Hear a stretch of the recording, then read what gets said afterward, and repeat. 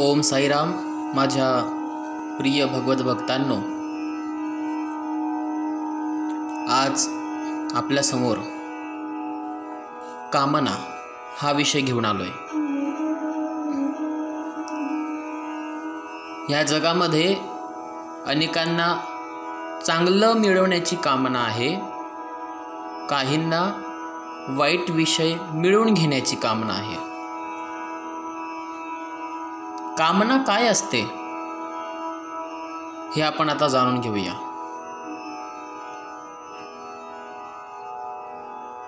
ब्रह्मानंदं परमसुखदं केवलं ज्ञानमूर्तिं द्वन्द्वातीतं गगनसदृशं तत्त्वमस्यादिलक्ष्यम् एकं नित्यं विमलमचलं सर्वधि साक्षिभूतं भावातीतं त्रिगुणरहितं सद्गुरुं तं नमामि. कामना जोपर्यंत साधकात आपल्या सुख, आराम, मान, मोठेपणा इत्यादींची कामना आहे, तोपर्यंत त्याचे व्यक्तित्व नाहीसे होत नाही. आणि व्यक्तित्व नाहीसे झाल्याशिवाय तत्वाशी अभिन्नता होत नाही.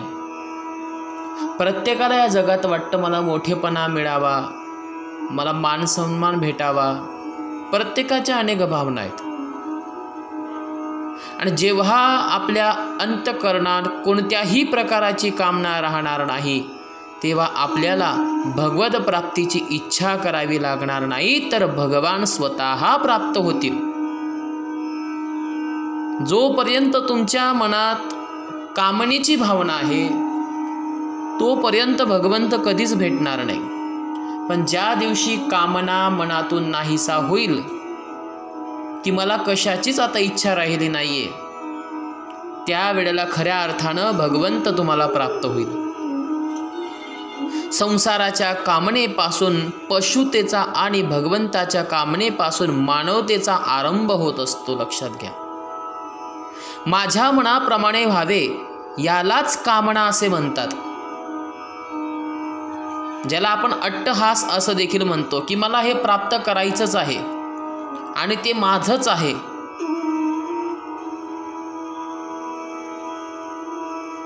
या विषयालाच कामना असे म्हणत असतात. ही कामनाच दुःखाला कारण आहे. हिचा त्याग केल्याशिवाय कोणी सुखी होऊ शकत नाही. म्हणून जीवनातून कामनेचा त्याग करा.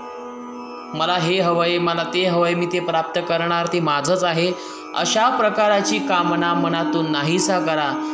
जोपर्यंत मनातली कामना नाहीसा होत नाही, तोपर्यंत भगवंताची प्राप्ती होणार. आणि जोपर्यंत भगवंताची प्राप्ती होत नाही, तोपर्यंत तुमच्या मनात कामना असो अथवा नसो, ते तुम्हाला जीवनात प्राप्त होणार. सर्वात प्रथम कामना ही मनातून, विचारातून नाहीसा करायची आहे. मला सुख कसे मिळेल? केवळ ह्याच कामनेमुळे मनुष्य कर्तव्यच्युत आणि पतित होत जातो.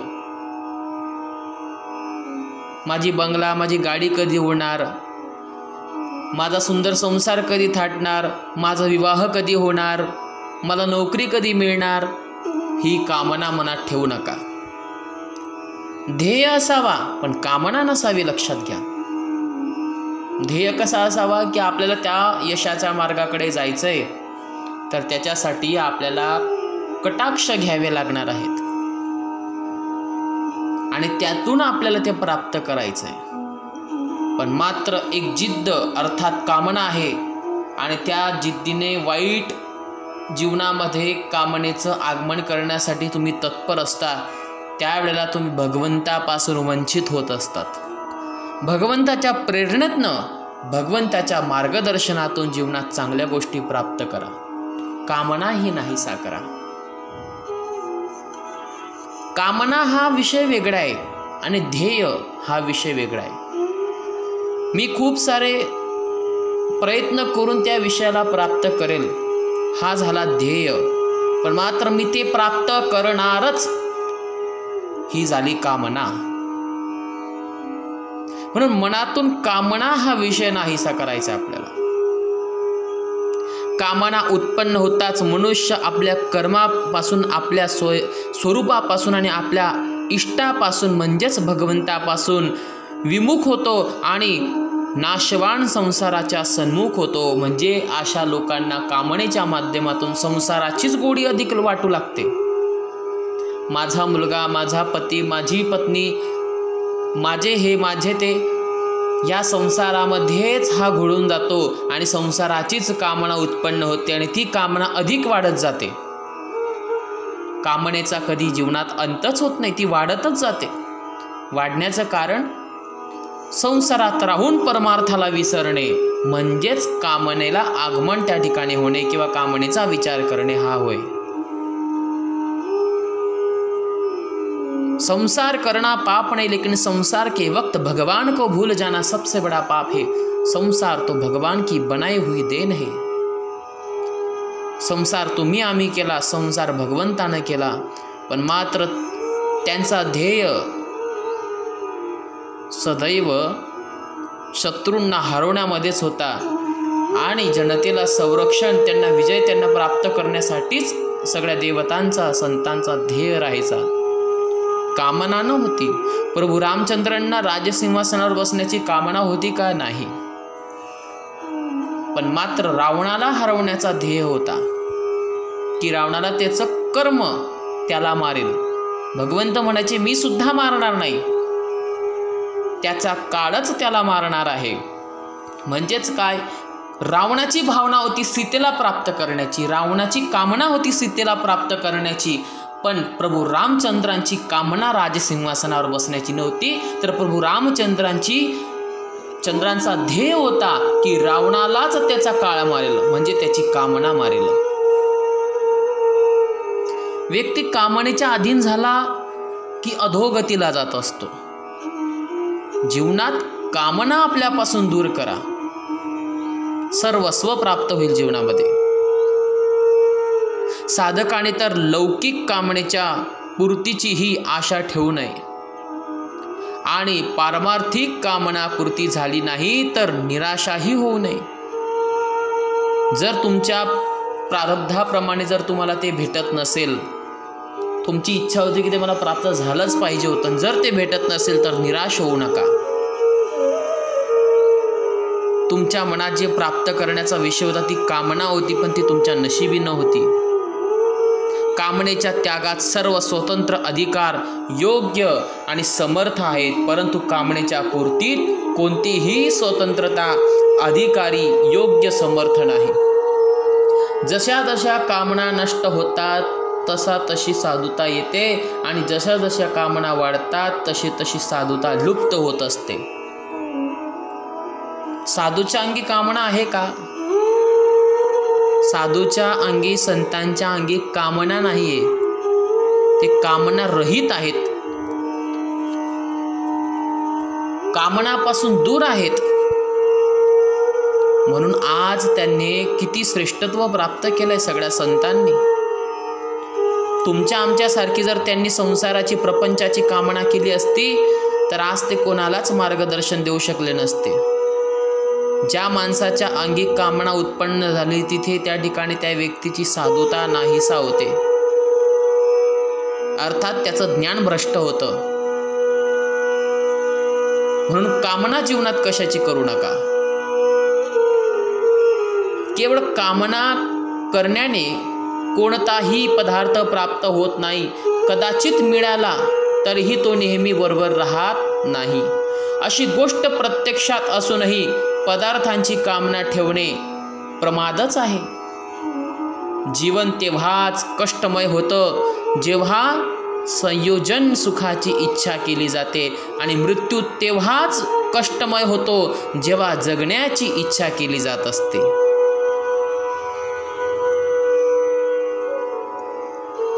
जर वस्तूच्या इच्छेची पूर्ती झाली असती तर पूर्ती करण्याचा प्रयत्न केला असता आणि जर जगण्याची इच्छा पूर्ण झाली असती तर मृत्यूपासून बचावाचा प्रयत्न केला असता. परंतु इच्छेनुसार सर्व वस्तू ही प्राप्त होत नाही आणि मृत्यूपासून बचावही होत नाही.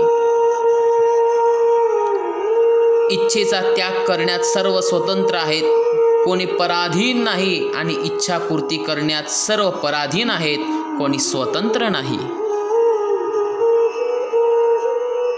सुखाची इच्छा, आशा आणि भोग हे तिन्ही संपूर्ण दुःखाचे कारण आहेत.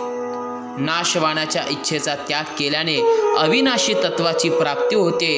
असे व्हायला पाहिजे आणि असे व्हायला नको, यातच सर्व दुःखाचा समावेश आहे. आपला सन्मान व्हावा या इच्छेने आपला अपमान केला आहे. मनात कोणत्याही वस्तूची इच्छा ठेवणे हीच दारिद्र्यता आहे, लक्षात घ्या. काय आहे ही दारिद्र्यता? मनात कुठलीच इच्छा बाळगू नका की मला हे हवंय किंवा मला ते मिळवून घ्यायचं आहे.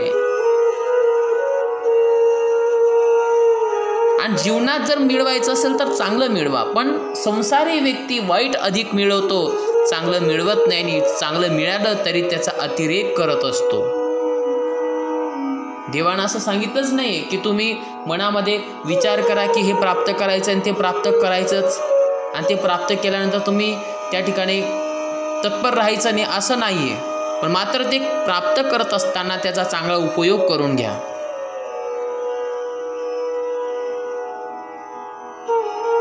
नाशवाण्याची इच्छा हीच अंतःकरणाची अशुद्धी आहे. मनुष्याला कर्माचा त्याग करायचा नाही तर कामनेचा त्याग करायचा आहे, लक्षात घ्या. कर्मापासून माणसाला वंचित व्हायचं नाही. आपलं कर्म चालू ठेवा, पण कर्म करत असताना कामना नसावी मनामध्ये. कर्म करत असताना ज्याच्या मनात कामना आली त्याचं सगळं श्रेय त्याच ठिकाणी व्यर्थ झालं. मी देवाची सेवा करतोय, मी देवाची सेवा करतोय, मी सकाळी एवढ्या वाजेला उठतो, तेवढ्या वाजेला उठतो, मी माझ्या भगवंताची सेवा करतो, मी अन्नदान करतो, मी हे करतो, मी ते करतो, अनेक प्रकाराचं मीपणा त्या ठिकाणी उत्पन्न होतो. त्या ठिकाणी तुम्ही केलेलं कर्म लुप्त होत जातं. म्हणून आपल्या योग्य कर्माची वाहवा करू नका, कारण त्या ठिकाणी मीपणा उत्पन्न होत असतो. एवढाच विचार करा की भगवंताची आज्ञा होती ना, देवानं माझ्याकडून करून घेतलं, यात खूप मोठेपणा येतो. मनुष्याला वस्तू गुलाम म्हणजेच दास करीत नाही, त्याची इच्छा त्याला गुलाम करत असते. जर तुम्हाला शांती पाहिजे असेल तर कामनेचा त्याग करा. काहीही घेण्याची इच्छा भयकर दुःख देणारी आहे. ज्याच्या अंतःकरणात इच्छा आहे त्याला कोणाच्या पराधीन व्हायची गरज नाहीये. स्वतःसाठी सुख इच्छिणे असुरी राक्षसी वृत्ती आहे. स्वतःच्याच सुखाची अभिलाषा करणे म्हणजे असुरी प्रवृत्ती आहे.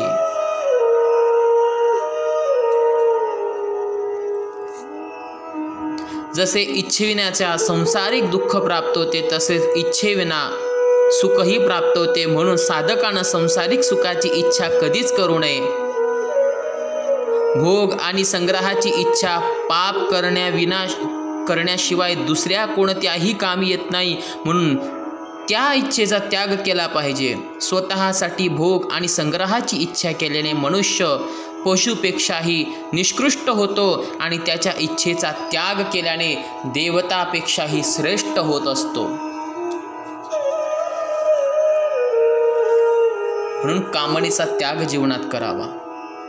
जी वस्तू आपली आहे ती आपल्याला मिळणारच, ती दुसरा कोणी घेऊ शकतच नाही. म्हणून कामना न करता आपल्या कर्तव्याचे पालन केले पाहिजे जीवनात.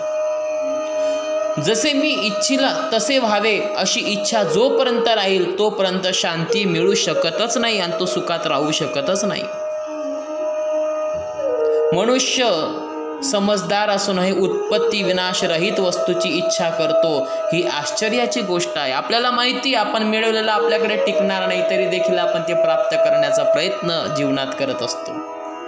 शरीराला आपली स्थिती मानल्यानेच नाशवानाची इच्छा होते आणि इच्छा झाल्यानेच शरीरात आपली स्थिती दृढ होते. काही इच्छा केल्याने काही मिळते आणि काही मिळत नाही, परंतु काही इच्छा न केल्याने सर्व काही मिळत असतं. म्हणून जीवनात कशाचीच इच्छा बाळगू नका. या कलियुगातच असं आहे, जे तुम्ही इच्छा ठेवाल मनात मिळवण्याची ते कधीच तुम्हाला प्राप्त होणार नाही, पण ज्याची तुम्ही इच्छा केलीच नाही आहे तेच तुम्हाला प्राप्त होणार आहे आणि ते तुम्हाला सुखदायी असणार आहे, आनंददायी असणार आहे. शरीराला आपली स्थिती मानल्यानं नाशवानाची इच्छा होते आणि इच्छा झाल्यानेच शरीराला आपली स्थिती दृढ होते. काही इच्छा केल्याने काही मिळते आणि काही मिळत नाही, परंतु काहीही इच्छा न केल्याने सर्व काही मिळत असते. निंदा यामुळे वाईट लागते आणि आपण प्रशंसा इच्छा आहोत. आपण प्रशंसा इच्छित आहोत म्हणजेच आपलं वास्तविक प्रशंसेनेच लायक आहोत, कारण जो प्रशंसेच्या लायक असतो त्याच्या प्रशंसाची इच्छा राहत नाही. दुसऱ्याकडून चांगले म्हणून घेण्याची इच्छा ही फार मोठी निर्बलता आहे. म्हणून चांगले व्हा, चांगले म्हणून घेऊ नका. जीवनामध्ये तुमची स्तुती कोणी करावी अशी भावना ठेवून कुठलंच सत्कर्म करू नका. जो व्यक्ती माझं वाहवा करावे किंवा कोणी मला चांगलं म्हणावं यासाठी जर का सत्कर्म करत असेल तर ते काहीही उपयोगाचं नाहीये.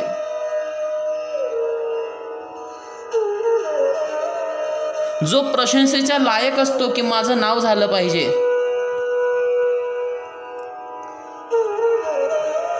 त्याला जीवनात ते मिळून न मिळाल्यासारखे असते. निस्वार्थ मनानं कुठलंही कर्म करा. दुसऱ्याकडून चांगले म्हणून घेण्याची इच्छा ही फार मोठी निर्बलता आहे. म्हणून स्वतःला कोणी चांगलं म्हणेल आणि मगच आपण ते करू असं नाहीये. आपलं जे कर्तव्य ते आपण पार पाडावे सदैव. संसारिक सुखाच्या इच्छेचा केव्हा न केव्हा तरी त्याग करावाच लागेल, तर मग उशीर कशाला. जितके शक्य होईल तितके दुसऱ्याच्या आशा पूर्तीचा प्रयत्न करा, परंतु दुसऱ्याकडून आशा ठेवू नका. समोरचा तुमच्याकडे आशा करतोय कशाची तरी, तर तुम्ही त्याची आशा पुरवा, पण तुम्ही त्याच्याकडे आशा नका ठेवू की मी त्याला हे दिल्याने तो मला ते देईल, ही आशा ठेवू नका. देणारा तो कोण? देणारा तर भगवंत आहे आणि तोच तुम्हाला देणार आहे जीवनात. त्याच्या प्रारब्धानं भगवंतानं तुमच्याकडून त्याला दिलं गेलं, पण त्याच्याकडून तुम्हाला भेटेल की नाही भेटेल याचा विचार करू नका. विचार करा, ज्याच्याकडून तुम्ही सुख इच्छित आहात तो काय सर्वथ सुखी आहे? तो दुखी नाही का? दुखी व्यक्ती तुम्हाला सुखी कसं करू शकेल? जो दुःखाने पीडित आहे तो तुम्हाला कधीच सुखी ठेवू शकत नाही किंवा सुख देऊ शकत नाही. दुखी व्यक्तीला तुम्हाला सुखी करणं हे तुमचं कर्तव्य आहे, पण तुम्ही त्याच्याकडून कुठलीच अपेक्षा ठेवू नका. कामनेच्या त्यागानं जे सुख होते ते सुख कामनेच्या पूर्तीत कधी होत नाही. परमात्म्याची उलट अभिलाषा इच्छित असला तर संसाराच्या अभिलाषेचा त्याग करा. जो बदलणाऱ्याची म्हणजे संसाराची इच्छा करतो त्यापासून सुख घेतो तोही बदलत राहतो, अर्थात अनेक योनी जन्म मरण राहते. त्याला आपल्या नेहमीसाठी आपल्या जवळ ठेवू शकत नाही. आपण मिळवलेलं अनादी कालापर्यंत आपल्याजवळ टिकणार नाहीये. त्याची इच्छा करण्यानं आणि त्याला प्राप्त करूनही काय लाभ? लाभ आहे तर भगवंताला मिळवण्यामध्ये. कामनेमुळे उणीव आहे, कामना रहित झाल्यावर कोणतीही उणीव बाकी राहत नाही. ज्याच्या सगळ्या कामना संपल्या आहेत त्याच्याकडे कशाचीच उणीव जीवनात राहत नाही. पण या मनुष्य देहाच्या एक कामना भगवंतानं पुरवली की दुसरी आपल्याकडे लगेच तयार असते, परत तिसरी तयार असते. आपल्या कामना वाढत जातात, आपल्या अपेक्षा वाढत जातात, पण कमी होत नाही. जो स्वतःसाठी वस्तूची इच्छा करतो त्याला वस्तूच्या अभावाचे दुःख भोगावेच लागते. ज्याच्या अंतःकरणात कोणतीही इच्छा नसेल त्याच्या आवश्यक पूर्ती प्रकृती स्वतः करत असते. त्याच्या इच्छेची पूर्ती स्वतः प्रकृती करून घेत असते, ज्याच्या मनात कशाचीच इच्छा नाहीये. जो सदा आपल्याबरोबर राहणार नाही आणि आपण सदा ज्याच्याबरोबर राहणार नाही ते प्राप्त करण्याची इच्छा करणे अथवा त्याच्यापासून सुख घेणे मूर्खपणा आहे, पतनाला कारण आहे. जे आपल्या नशिबात नाहीये, जो आपल्यासोबत राहणार नाहीये, तुम्ही त्याची अभिलाषा जीवनात ठेवूच नका. आणि जर का तुम्ही ती ठेवली तर पूर्णपणे तो मूर्खपणा असावा. सुखाच्या इच्छेने सुख मिळत नाही हा नियम आहे. तुम्ही साधू व्हा अथवा गृहस्थी राहा, जोपर्यंत कामना काही मिळवण्याची इच्छा राहील तोपर्यंत शांती कदापि तुम्हाला मिळू शकत नाही. जर शांती इच्छित असाल तर असे झाले पाहिजे असे होत कामा नये हे सोडून द्या आणि भगवान जे इच्छिल तेच व्हावे हे स्वीकार करा. तुमच्या मनातील कामनेप्रमाणे तुम्ही वागू नका की हे का होत नाहीये, ते असं का होत नाहीये. पण हे लक्षात ठेवा, जो भगवंताच्या इच्छेप्रमाणे चालतो की भगवंत मला जे देईल मी त्यात समाधानी आहे, तो माझं कधी वाईट करू शकतच नाही, ही भावना ठेवून जर तुम्ही त्या विषयाला स्वीकार करण्याचा प्रयत्न कराल त्यावेळेला तुम्हाला जे नको आहे ते सुद्धा तुमच्या अपेक्षेच्या पलीकडे तुमच्या जीवनात तुम्हाला प्राप्त होईल. कामनापूर्वक केले गेलेले सर्व कार्य असत आहेत, त्याचे कल नाशवान राहील. कोणतीही इच्छा ठेवणे परतंत्रता आहे आणि कोणतीही इच्छा न ठेवणे स्वातंत्र्यता आहे, लक्षात घ्या. वस्तू न मिळाल्यामुळे आपण अभागी नाहीत, तर भगवंताचे अंश असूनही आपण नाशवान वस्तूची इच्छा करतो, हेच आपले दुर्भाग्य आहे. आपल्याला जर एखादी मौल्यवान वस्तू आपल्या जीवनात, मौल्यवान व्यक्ती आपल्या जीवनात नाही भेटली तर आपण कसा विचार करतो की मी किती अभागी आहे. आपण स्वतःला अभागी समजतो. हे कधीही लक्षात घ्या, आपण अभागी नाहीये. आपण अभागी नाही आहोत, आपण भाग्यवान आहोत. भगवंत तुम्हाला तेच देणार आहे जीवनात जे तुमच्या योग्य आहे, जे तुम्हाला प्राप्त होणार आहे. असं एक म्हटलं जातं की खुद को स्पेशल समजिए क्योंकि भगवान कुछ भी फालतू नहीं बनाता. म्हणून तुम्ही सुद्धा फालतू नाही आहात, तुम्ही अभागी नाही आहात, तुम्ही श्रेष्ठ आहात, तुम्ही महान आहात. तुम्हाला भगवंतानं घडवलंय आणि तुमच्या इच्छा भगवंत पुरवणार आहे. हे भाग्य समजा की ते माझ्या जीवनात आल्याने भगवंताने मला वाचवलं. जर का ते माझ्या जीवनात आलं असतं तर अनर्थ होऊ शकत होतं, पण भगवंत जे माझ्या मनाप्रमाणे करत नाहीये म्हणजेच त्याच्यात माझं काहीतरी सुख असलं पाहिजे. पण मी जे अट्टहासानं प्राप्त करण्याचा प्रयत्न करतोय ते माझ्या जीवनात कधीच टिकणार नाही, कारण की ते तुमच्या प्रारब्धातच नाहीये. वस्तू न मिळाल्यामुळे आपण अभागी समजू नका. भगवंताचे अंश असून आपण भगवंताचे अंश आहोत. भगवंताचे अंश असून आपण नाशवान वस्तूची इच्छा करतोय, जे आपल्याकडे टिकणारच नाहीये त्याची आपण इच्छा करतोय. हेच आपले दुर्भाग्य समजावे. सुखाच्या इच्छेने द्वैत होते आणि सुखाची इच्छा नसेल तर द्वैत नाहीच. जोपर्यंत शरीराला आपले मानत राहाल तोपर्यंत आपली कामना समाप्त होणारच नाही, होऊच शकत नाही. म्हणून शरीराला आपलं मानू नका. हे शरीर भगवंताचं आहे आणि ह्या शरीराच्या इच्छा पुरवण्याचं काम भगवंताचं आहे, हे समजून तुम्ही जीवन व्यतीत करा. जीवनात तुम्हाला कशाचीच कामना राहणार नाही. तुमची कामना पुरवणारा तो भगवंत राहील. त्यावेळेला न मागता तुम्हाला सर्व जीवनात भेटेल. मांगने से कुछ नहीं मिलता, ना मांगने से सब कुछ जीवन में मिल जाता है. विचार करा, कामनेची पूर्ती झाल्यावरही आपण तेच राहतो. जर तुमची इच्छा पूर्ण झाली एखादी तर तुमची इच्छा अजून वाढत जाते. त्याच स्थितीमध्ये आपण पुन्हा जगतो. मग कामना संपणार कधी? हा देह संपून जाईल पण माणसाच्या कामना कधी संपणार नाही. म्हणून कामनेला संपवा, देह कधी संपणारच नाही. आणि विचार करा, कामनेची पूर्ती झाल्यावर आपण त्याच पद्धतीनं जीवन व्यतीत करत असतो, तरी आपण तेच राहतो. मग कामनेच्या पूर्तीपासून आपणाला काय मिळाले आणि पूर्ती झाली नाही म्हणून कोणती हानी झाली, आपल्यात काय फरक पडला? तुमची इच्छा भगवंतानं पुरवली तरी देखील तुमची इच्छा वाढली, म्हणजेच तुम्ही कामना संपवली का? नाही संपवली. ती कामना संपलीच नाही, ती वाढतच जाणार आहे. म्हणून जीवनात कशाचीही कामना करू नका. पुरवणारा एकमेव परमपिता परमेश्वर आहे आणि तोच सगळ्या तुमच्या इच्छा, तुमचे लाड पुरवणार आहे. ते तुम्ही मनात आणण्याची आवश्यकता नाही. तुमची काळजी भगवंताला आहे. नको खेद करू कोणत्या गोष्टीचा, तुझी चिंता त्यासी सर्व आहे. भगवंताला तुझी चिंता आहे, तू नको करू कशाची चिंता, तू नको ठेवू कुठल्या विषयाची कामना. तुझ्या जीवनात सहजपणे सर्व काही प्राप्त होईल, फक्त आणि फक्त त्या भगवंताच्या कृपेनं. एक रूप देवाच्या चरणाशी राहा, त्याची अनन्य भावानं भक्ती कर, सहजपणे जीवनात सर्व सुख प्राप्त होईल आणि यातनंच आपल्याला जीवनाचा मोक्षाचा मार्ग सापडेल. माझ्या भगवत प्रिय भक्तांनो, आज कामना या विषयावरचं प्रवचन मी तुम्हाला सांगितलं. निश्चित आपल्या आचरणात आणा आणि जीवनातील मनातील कामना नाहीसा करा, सर्व सुख प्राप्त तुम्ही कराल. चला तर मग आजचं प्रवचन संपवूया. ओम साईराम.